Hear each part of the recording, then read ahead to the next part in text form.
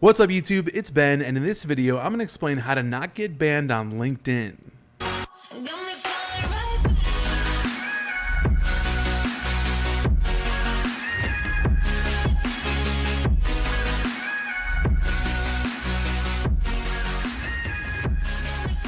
Alright guys, thank you so much for checking out another one of my YouTube videos. If you are not in my Facebook group, Six Figure Recruiters, link in description, you should definitely join my Facebook group. And with that, we will jump straight into this video. So when talking about how to not get banned on LinkedIn, there is good news and there is bad news. I want to give you all of the bad news up front so that we can end off this video with some insight and value and some good news, tips, tricks, and secrets on how to actually not get banned. But let's talk about some things that are really dangerous up front. The first thing that I want to make super clear to everyone is that LinkedIn does whatever it wants. Like literally, we are all at the mercy of LinkedIn and their system and their algorithms. So what this means is that essentially any LinkedIn automation tool that's a third-party, non-LinkedIn sanctioned tool, pretty much a lot of the tools that we're using can actually get you banned. It really does not matter which tool it is. It can actually ban you off of LinkedIn, whether that be putting you in LinkedIn jail or whether that giving you a warning or giving you a lifetime ban. That includes your IP address. I really don't want to scare you with this video, but I do want to just give you the full truth. LinkedIn pretty much plays by its own rules, and it does not have to comply with Octopus, with DuckSoup, with pretty much any third-party tool you can imagine that we utilize all the time. But there's good news coming, so keep watching this entire video. So how exactly does LinkedIn determine whether they can ban you, put you in jail, or give you a warning for doing a certain thing? Well, they go off of something they call unhuman-like behavior, aka something that a computer would be doing for you, aka automation or anything robotic. This could mean the amount of connection requests you send per day, the total number of amount of profiles that you view each day. They also look at your network size and the size of your first degree connections, and they actually match that up against how many second or third degree connections you're reaching out to. And they run some crazy ratio that we don't know, of course, but they look at that, and if the math is off, they can warn you, ban you, or put you in LinkedIn jail. People that mark "I don't know this person" when they don't accept your request is a huge red flag for LinkedIn itself. One thing that LinkedIn definitely looks at is the number of outstanding or pending requests that you have out there. So if you've requested, let's say 1,000 people that have not accepted your LinkedIn request already, there is a way to actually remove all of these and get them out of your request box. But LinkedIn looks at this, and if there's a ton of them sitting there for a long time, it is another red flag towards LinkedIn and closer to actually getting you banned. One of the telltale or hallmark signs before you actually get banned is ignoring a lot of warnings from LinkedIn. So if you ever received a stop warning or a hold off or warning, basically you're going to go to LinkedIn jail if you keep doing this activity, etc., pay attention, because that stuff is serious and LinkedIn is warning you beforehand because they really don't want to ban you ultimately, except for sometimes they kind of do, and I'll explain that in a second. In my experience overall, I have seen more people overall with free or premium LinkedIn accounts get bans more than people that have Sales Navigator or LinkedIn Recruiter. So let's get into the good news. Let's talk about how you can actually not get banned on LinkedIn and the things that you can practically do to make that happen. So if you have a LinkedIn membership and you are utilizing LinkedIn like a normal human being, meaning non-human-like behavior is off the table, you're not going crazy, you're still using automation tools, but you're not pushing the limit, meaning you're not going above Octopus's limit, you're not doing anything where you can get wildly seen off the radar. If you basically play by the rules and act like a normal person on LinkedIn, you are 99% safe. I say that because specifically I know LinkedIn looks for unhuman-like behavior, like I said before. So if you're simply not doing anything that is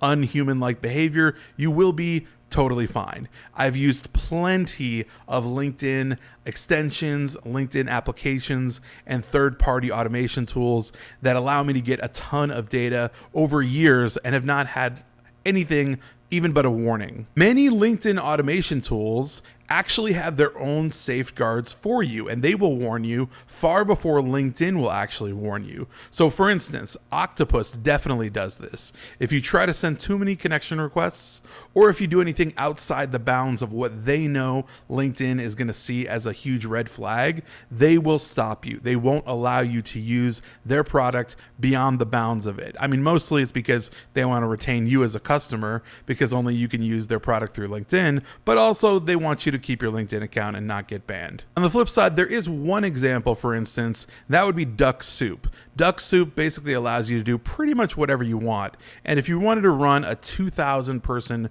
view campaign every single day, or if you wanted to endorse 2,000 to 3,000 people every single day, Duck Soup will not throttle that. They will actually let you go beyond that level. They make you check a box that says, I know that I could be banned for doing this, but it can actually let you do that. So bottom line is, again, go back to that human-like behavior and understand what LinkedIn is going to see and how it's going to actually look for you when LinkedIn looks at banning or putting you in jail or warning you. I've also realized another really good way of actually staying on LinkedIn and being safe is to optimize your LinkedIn profile and connect with a good amount of people, but not way too many people too fast. So if you're growing a brand new profile, create the profile, create your title, create who you are, but make it yours, right? And then add a certain amount of people, get it up to about 500 connections, and then slowly add people that you actually know or that you would like to get to know, but nothing crazy. Don't use Duck Soup to try to connect with 5,000 people in a day. Don't do anything wild. Honestly, I hate to say this one, but it seems to be super true. I think paid users on LinkedIn, especially at the sales nav and above level, get the best treatment possible. I think that they actually look at those users as more valuable and they don't want to remove them from the platform. So I do think behind the scenes, it's my personal opinion that LinkedIn actually puts them in a separate category and will ban and warn more people that are free, definitely, premium to a certain degree, and not so much LinkedIn Sales Navigator or LinkedIn Recruiter users. This does tell us that LinkedIn could be a little bit corrupt and possibly utilizing their payment scheme as a way to actually value people that are giving them money, more money, but at the same time, there is no free lunch and you kind of have to pay to play. So it's my opinion that you should definitely have a solid paid Sales Navigator account to have the best possibility of being able to run automation tools, being able to see a lot of people, and with that being said, have a higher degree of safety when not being banned on LinkedIn. Just a couple final thoughts here. I definitely think that you should get a paid Sales Navigator account on LinkedIn to have your best possible chance of not getting banned. I also think that you should definitely keep running your automation tools safely because they save so much time and they're so effective at getting us what we need as recruiters. So grabbing emails, making connection requests, doing all sorts of robotic workflows that are automated and are third party and technically not sanctioned by LinkedIn. Keep doing those things, but keep in mind always how LinkedIn would see it. That means making sure that you're just not engaging in unhuman-like behavior. You're not going off the rails with things, adding too many people, making too many requests, doing things too fast, doing things that would just be way off the radar. That's definitely going to get you banned. So make sure that those things are really in check. Also, be really certain that the tools you're using are really good tools. Get reviews from other people. Understand, has this tool gotten people banned before? Has this tool been notoriously known to have bans? Understand that there are certain tools out there like that. And with that being said, I know the safe ones and I use the safe ones. For instance, I would not use a random third-party tool that comes on the scene that hasn't been designed in a way that's safe for LinkedIn. That's a huge factor right there. I want to know right off the bat if that tool has limits for me that I can set, if the tool has been used a lot by other people, and that's going to be a really important factor in my decision of using that tool. The end all be all here is really just listen to your conscience, understand what LinkedIn is going to see you like when you're actually using their platform, understand what tools are safe, what are not. Don't be unhuman like, and be a normal person on LinkedIn. Use your automation tools, do so safely, and you will be totally fine. With that being said, we talk a lot about LinkedIn automation and not getting banned on LinkedIn in my Facebook group, Six Figure Recruiters. Please join if you haven't already. Link in description. Hey, hit that like button if you enjoyed this video and got any value out of it.